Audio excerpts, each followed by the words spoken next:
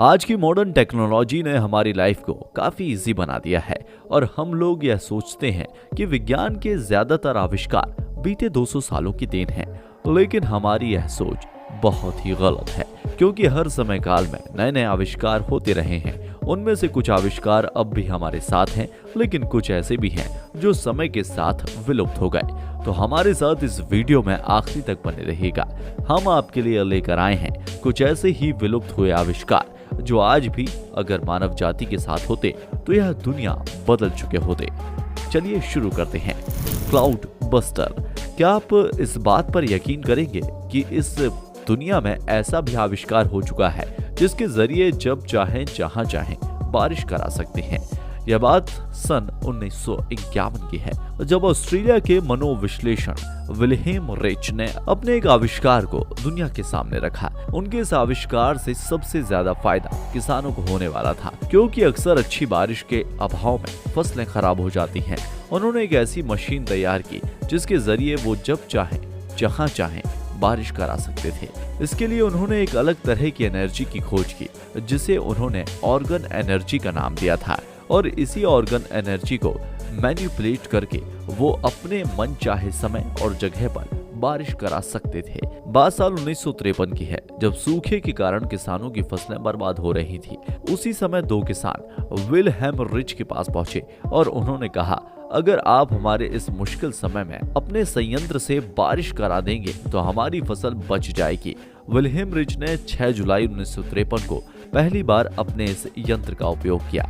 उन्होंने सुबह इस यंत्र को चालू किया और शाम तक बारिश शुरू हो गई। यह विज्ञान जगत का एक ऐसा बेहतरीन आविष्कार था, लेकिन इसके आविष्कारक को इनाम मिलने की बजाय सजा मिली। और दरअसल सरकार ने उनके इस आविष्कार को गैर कानूनी घोषित कर दिया। इसके अलावा उनके दूसरे और भी आविष्कारों को गैर कानूनी घोषित कर दिया गया।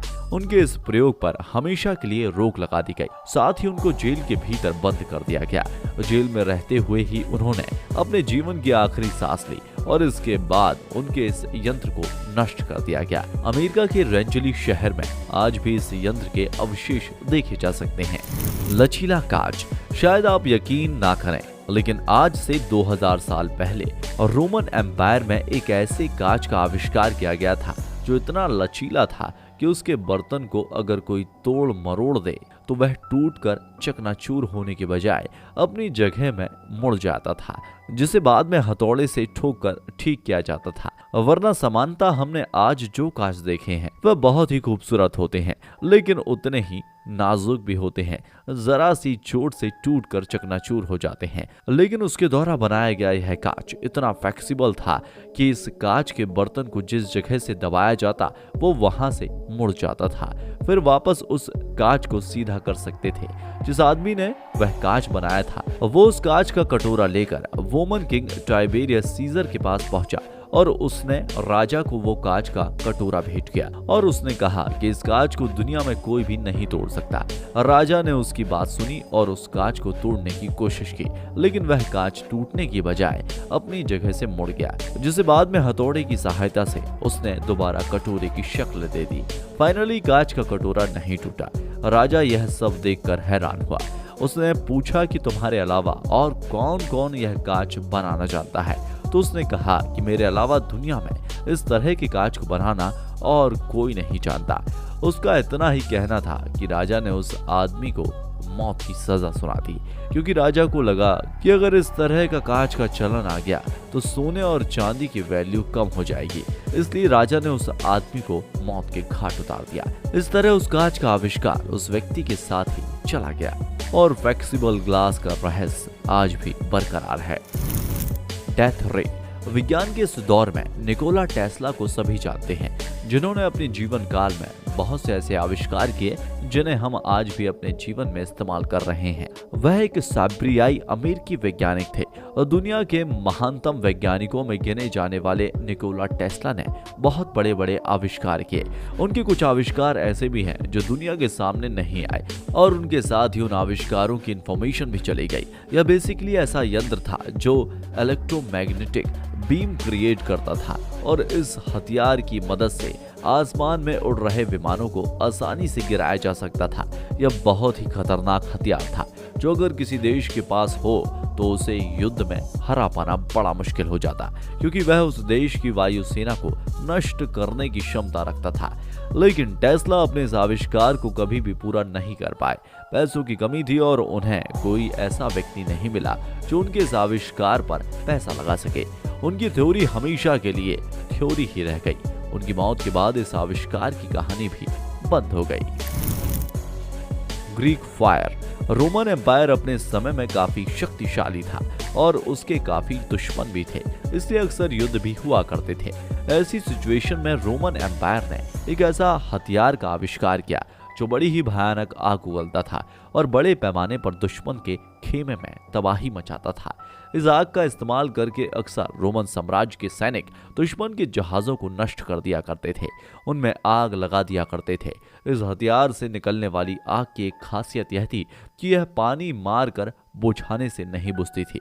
इस आग का इस्तेमाल वह अक्सर युद्ध के दौरान किया करते थे, लेकिन आज तक किसी को यह मालूम नहीं हो पाया कि रोमन सैनिक इस आग को किस चीज से पैदा करते थे। आखिर पानी से भी ना बुझने वाली इस आग को वो कैसे पैदा करते थे?